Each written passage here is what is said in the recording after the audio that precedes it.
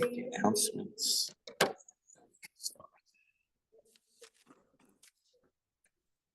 Okay, welcome back. We haven't been here for a while. Learning announcements. Today's Learning, Day of Learning, sponsored by Ronnie, Rabbi Greene, to commemorate the yahrzeit of Ronnie's brother, Rabbi Stephen Rosenberg, Shlomo Zalman ben Yochanan. Rabbi Rosenberg, who died during COVID, always graciously shared the Torah knowledge with Shamrei Torah whenever he visited. Today's breakfast is sponsored by Jeffrey Michael Yosef Gottlieb and Mayor Rabbi, in memory of Aryeh Leib and Abraham Cohen, Doris Devorah Bas Kalman Halevi, Yisrael ben Percha, and Ronan ben Baruch Sarah. The Shama should have an Aliyah. Don't forget, tomorrow we have Bagels and Lox breakfast. If you can make a reservation, you can catch us on Zoom. On Sunday, we have the special breakfast with Lenny Goldsmith are talking about Hashawah. You can still make a reservation for that. And then next Tuesday is Rosh Chodesh lunch and learn. Okay, so if you want to attend that, you should make a reservation as well. Okay, well, whenever you're ready. Okay, good morning, everybody. This morning's learning is dedicated to the Ilui Nishmas Rav Shlomo Zalman ben Yochanan, my late brother-in-law, who was a tremendous lamdan, a big Talmid Chacham, and the most wonderful Sidurim would take place where he was there, and we would spend hours and hours going over the Haggadah, and he was taken from us much too early. One of the highlights, at least for children, of the Seder is stealing the Afikomen. The Mishnah used the expression chotfin es hamatzah, grabbing that matzah, because you can't finish the Seder without it. And if it's hidden, so the kids say, well, you want me to give you Afikomen? What will you give me for? That's the usual transaction that takes place. And so a number of questions come up. I mean, the obvious question is, we do it to keep the children engaged. We do many, many things at the Seder to keep children engaged. And Afikomen is very, very late. It's the last thing we do at the Seder. So you got to keep them up with the expectation that there'll be some type of gamesmanship going on and negotiating, and maybe the kid comes out with something really worthwhile. The whole notion of stealing the Afikomen and getting it back and the negotiation, what is the legal status of these negotiations? Can you enter into some type of a negotiation with a person who's under bar mitzvah age? What's the legal status? Can a child enter into a negotiation? What are the commitments of an adult to a child? Can you back out of the agreement? Can you even negotiate using food? Is food a negotiable object? There are a lot of legal questions about this whole Afikomen process. I will share with you my favorite Afikomen story. Many, many years ago when I was teaching at Stern,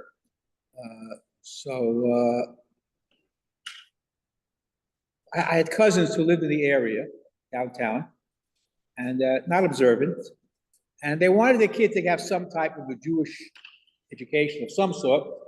So can I find a tutor for one of their sons? And I asked the girls in the class, is anybody willing to tutor somebody?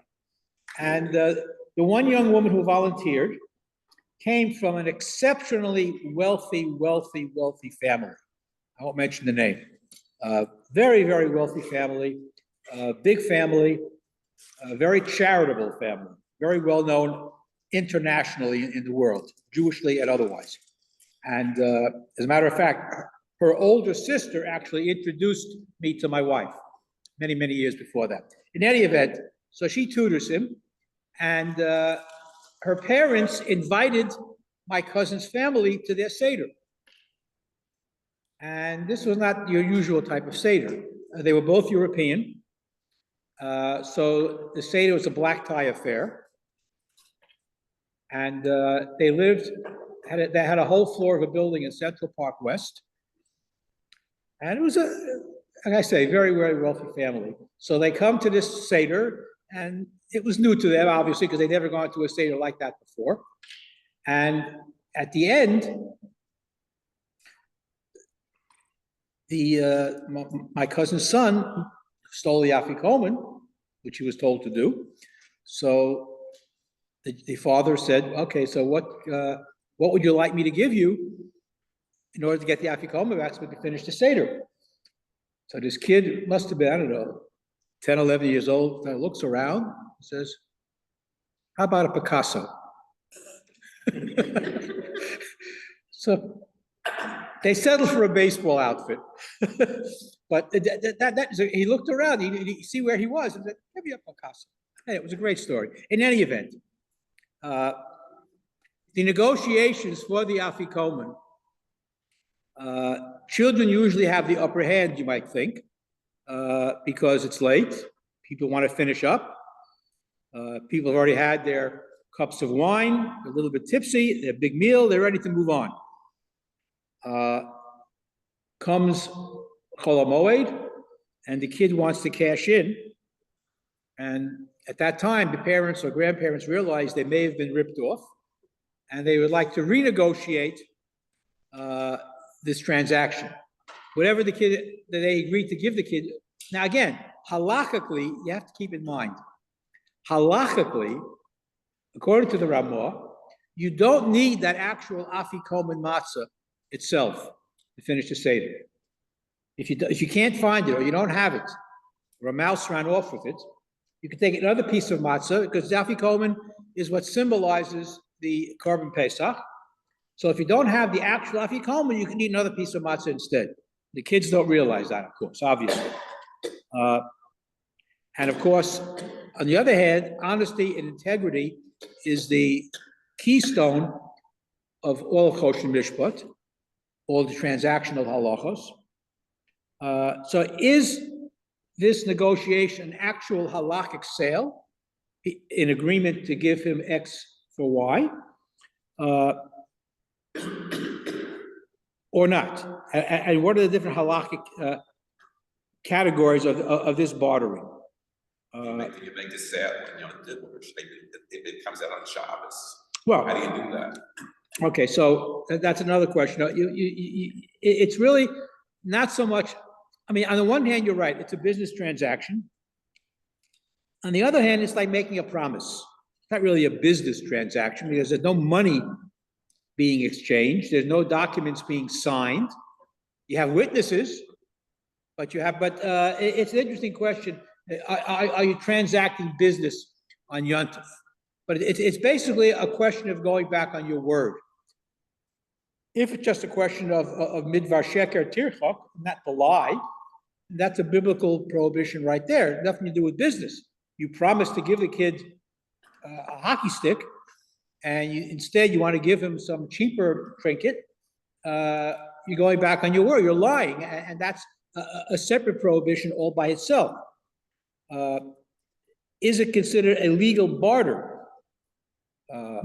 And the whole notion of stealing, the kids, do we teach children to steal? So there is a discussion about that. What are we teaching our children to do? So hiding the matzah, is it considered stealing or not? Again, it's an attempt to keep the kids awake. Among the issues, can you make a kinyan, a legal transaction with food? Or must it be another object, not an edible object, a kli? And that's a machlokas in general. According to most poskim, it has to be an object as opposed to an item of food. However, according to the Vilna Gaon and others, you can use food in a transaction, in a legal transaction. Now, in a normal bartering situation, you have two items that are in possession of the two parties to the transaction. Whereas, I'm going to trade this for that. Here, only one person has the item, the kid. So is that, again, a legal transaction? What is he transacting for? You give me this, I'll give you that. But it doesn't exist yet. These are, again, it's what we call a davar shelo bo le'olam. It's something that doesn't exist at this time. I'm going to give you a bicycle. You give me the matzah. The matzah exists. The bicycle doesn't exist yet. How does that work out legally? If you don't have it in your possession, how can you barter for something? Yeah. Anything that belongs to the kid belongs to the parent. Okay, so that's another question. Can a child actually acquire something? And that in itself is a machlokas. When is the biggest machlokas for this object, for this concept of a child not being able to acquire something? The biggest machlokas occurs on Sukkot. You can't give a child a lulav and esrog, because a child can acquire something, but it can't give over something. Konev eino makna. The big problem, if you give a child a lulav, then he owns that lulav. That's why it's very, very important. So what we do, halachically, either you give a kid his own daled minim under bar mitzvah age, or you give it to him with the condition that it's a returnable gift. Matana almanas lahachzir. But you don't tell that to the kid. And again, it's a little bit of a fib. And the Gemara is again, how do you lie to your own kid? You want it to be Yossi the mitzvah. That's why you give kids their own lulav and esrog. Because once you give it to him and you don't have in mind, regardless of what you tell him, but you don't have in mind that it's a returnable gift, then you can't use that lulav anymore on rest of Sukkot. It's not because you must be in possession of that lulav and esrog. So it's a big halakhic shaila. That's why you have chinuch sets to give kids who know how to be menaneya, because it's a big problem if you give a lulav and esrog to a kid under bar mitzvah on Yontif, and you don't have in mind that it's a returnable gift, then you can't use that lulav and esrog for the rest of Yontif. It's not yours. It's a big halakhic. So it's the same question that Yossi's raising about in terms of the kinyan with the afikomen. And again, a child cannot be kone something.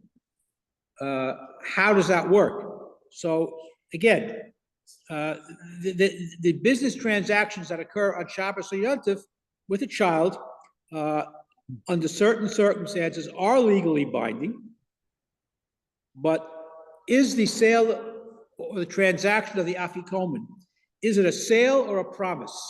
And what's the difference? If it's a sale, then a certain halachos apply to that. If it's just a promise, then it's not quite as binding as a sale.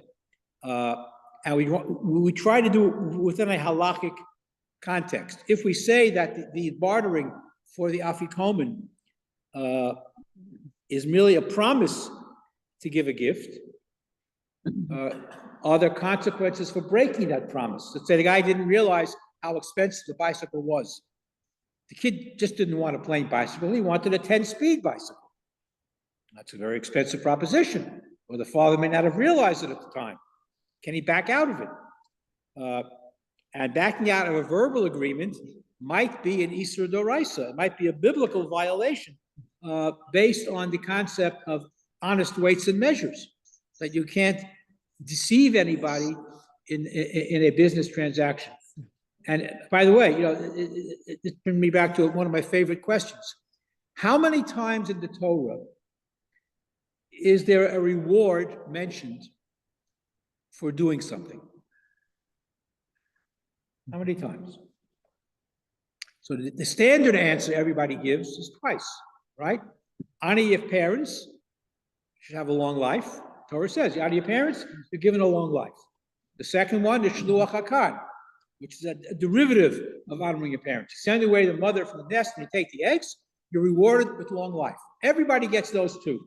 What's the third mitzvah in the Torah that promises you a long life?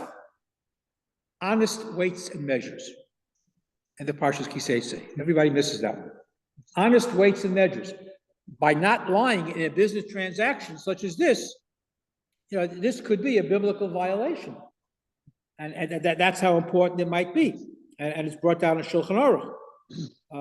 Even though a minor may not have the capacity, nevertheless, there's still a prohibition according to many Meforshim. And it also sends a bad message. You promise something to a kid and you don't give it to him, you're teaching a child to be untruthful. Not lying, putting aside the halakhic implications of the business transaction, teaching a child to lie also applies to gifts or promises that you might make. So basically, similar to the story that you mentioned about Lulav and Esrog,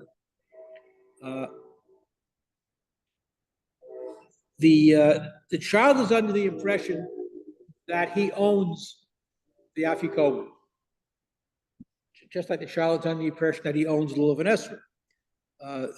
But given the fact that you could use another piece of matzah, so it isn't technically an ownership issue.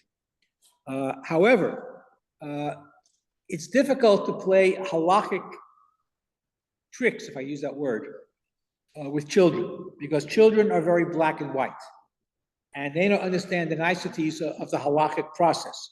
So if you make a deal for the Afikoman, make sure it's a deal you can afford, and don't go back on your word. There are those who are very makpid, as the Shulchan Aruch tells us, which I always have trouble with, is that you must eat the Afikoman by Chatzos. You have to eat it by midnight, usually at 1 a.m. And if you've had a very long Seder and discussing questions, sometimes it's hard to do that. I know in our family, and this is a point that I make at the Tzedarim, the least important part of the Seder is the meal. I know it's an affront to all the balabostas who work very hard to prepare a Pesach meal, but the least important part of the meal is, the Seder is the meal. Because if you had the proper shiurim of charoses and chazer and lettuce and matzah, you can't eat anything anymore. You're full. If you had a proper kazayas of all these things. In our family, the meal consists of having a hard-boiled egg and a bowl of soup. That's it, because nobody can eat anything else. You're full if you've had a kazayas of matzah and you've eaten your korech and all that other stuff. That's a lot of matzah. Matzah is very filling. So in any event, whatever time it is when you reach chatzos, when you eat the afikoman, and you're in a situation where children have taken the matzah and they want to negotiate to get the matzah back, even though you can use another piece of matzah for the afikoman, obviously you don't want to disappoint your children or grandchildren. So if you make a promise, make sure it's a promise that you keep, because there are many halachic issues dealing with kinyanim, dealing with telling the truth, dealing with transactions on Yontif, and you want to be on the safe side, call it a promise, not a legal transaction. But again, midvar sheker tirchak, you don't want to lie. You don't want to renegotiate after Yontif on a promise that you've already made. And therefore, if you want to engage children and keep them up as part of the Seder, then common sense would tell you to negotiate with them. And in some cases, and we used to do this a long time when our children were little, we bought the presents in advance. So we actually had the presents there at the Seder night. If you give me back the afikoman, I will give you this shiny new toy. And you have it in your hand. So you avoid all halachic problems by doing that. If not, make a promise. It doesn't have to be a Picasso, but whatever you promise the kids, don't break your promise, because it causes many halakhic questions on many different levels. The easiest one is telling the truth, but the halakhic questions of kinyanim, to avoid the questions of whether a child can acquire something, whether you can make a kinyan on food, whether it's a transaction, just a promise. The Mefarshim do actually have extended conversations on this. The bottom line is, whether you can or cannot renegotiate after Pesach, you should not. And that's an ethical issue. You can find ways to renegotiate halakhically, but it's, it's like scratching your left ear with your right hand. So it's very hard to leave Pesach because there are so many questions that could be discussed even after Pesach. I'll just end with one other thing that happens after Pesach. There is a custom, I don't see it observed too much today, called Tanis Bahab. Tanis Bahab, a fast day of Monday, Thursday, and Monday. After Pesach and after Sukkot, it's brought down in the Gemara and Shulchan Aruch that people would fast Monday, Thursday, and Monday after these two Yom Tov. Why? Why dafka? I mean, people used to fast every Monday and Thursday because they were poor, they couldn't afford food. That's another story in Europe. But Tanis Bahab, as it's known, because there is so much food being eaten on Sukkot and on Pesach that you might, violate certain inappropriate behaviors regarding gluttony or other things. And sometimes we're not always careful making brachos, whatever it might be. So the fasting after Pesach and Sukkot, I don't know how many people still do that today, but it's on the books. And there are even slichos to be said on Bahab for those shuls that might still do it. I don't know of too many people today that still fast Bahab, but it's on the books. So hopefully you've all had your fill of matzah. You had a wonderful Pesach, and we'll go back to our regularly scheduled programming after today. Any question? I heard you coming in. You're gonna take Simon to get some Okay. coffee. If you can get him up. A wonderful day out there. We walked up to the No front question. door. Wait a minute, get rid of this. Let's see if I can get him. Have a wonderful day. Take care, Jan. Regards you, from Alan. Krakow, back from Israel. Come on up. Hello, hello. All right. Are you back home? Yes, Janusz. yes. Had a Yes. wonderful, you had a good trip? I had a wonderful trip. Excellent. Excellent. Excellent trip. Excellent Pesach in Jerusalem. Couldn't be better. And I have ticket for Shavuos. already. Wonderful. Okay. 1 week in Italia. Unbelievable. Blossoms, Yeah. and when you walk up, the spring smell. We have a Zimun. Okay. Okay. Hello, hello. Rab- Thank you, Rabbi. Bye Okay, bye. be well. Rabbi Saini Varech. Yishem Aroch Midav Adolom. B'shus Kol Mesuven Kan. Varech Shechal Mishalo. Baruch Shechal Mishalo. Tuvo Chayinu. Baruch Aton. Nachlam Azonis. Yes, Arach Mehunas. Nachlam Shakil Pasto. Uvtuvo Hagadol. Tomi Lo. Shmal Gadol. Ki hu elzon afanesh lakol mitiv lakol michin mazon chol b'yosov asher bara baruch ato Adonai azon esakol.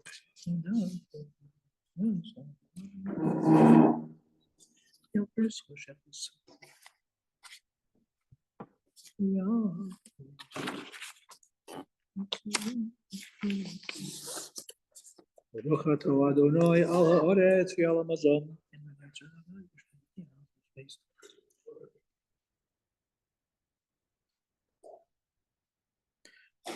Ubnei Yerushalayim Yer HaKodesh V'mheira v'yomeinu Baruch ato Adonai b'nei beracham Oav Yerushalayim.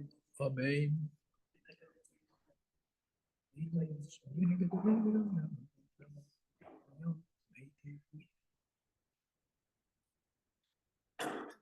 Shalom Tov v'mikol tov v'yolam ha'yichasreinu.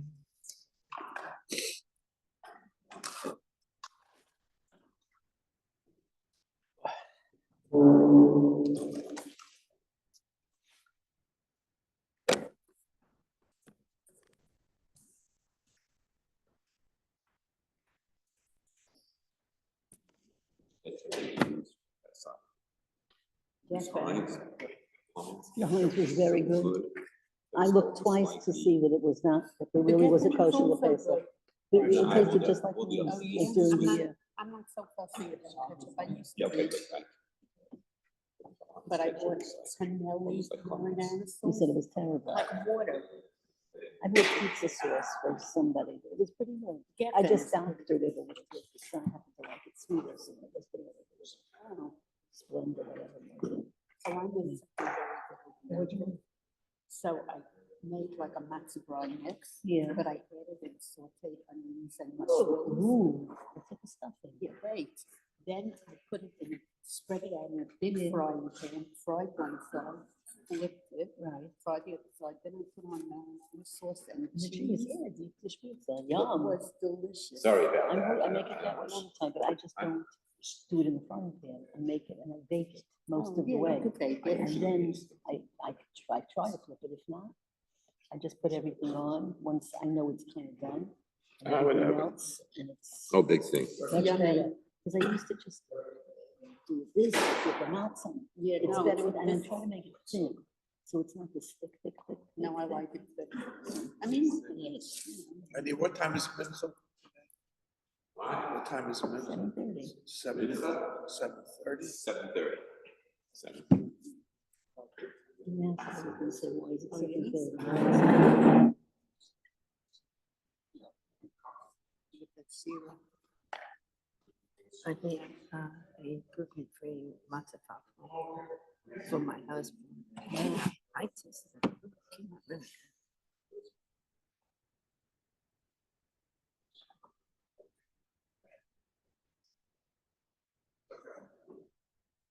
Oh, yeah. I'm ready. Beautiful. Gorgeous. Shows it's gonna be close to 80. Oh, yay. Yeah, but probably raining. Rain? Yeah, but you know what? They never notice it's going to. What about Friday? Friday, it's going to be 79. Oh. Next week, it's gonna be 83. Begin. Next week, it's gonna be 83 degrees during the week. Yay. I happen to really like I it. love it. That's like perfect temperature. Yes. It's a nice temperature. Thank you. I love it because it hides a multitude of sins. Don't I wish? You did. Didn't you know I was looking at the pictures of you? I'm in the South 7 anymore. Well, honey, none of us are, you know what I mean? But I used to be so. I was heavy. Really? At our wedding, my wedding gown, I mean, what was now, it was then sort of 16, which is equivalent to like 12 now. Have a good day, Kat. Okay, I'm the size 5 tables. I had to take it in. 'Cause it's too big. It was a size 5. Yeah. Well, that day has passed. Oops.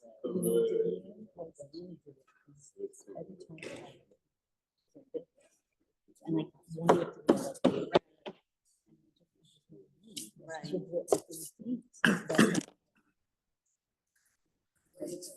And I lost. No, but then I lost more. Wow. The first year we were there.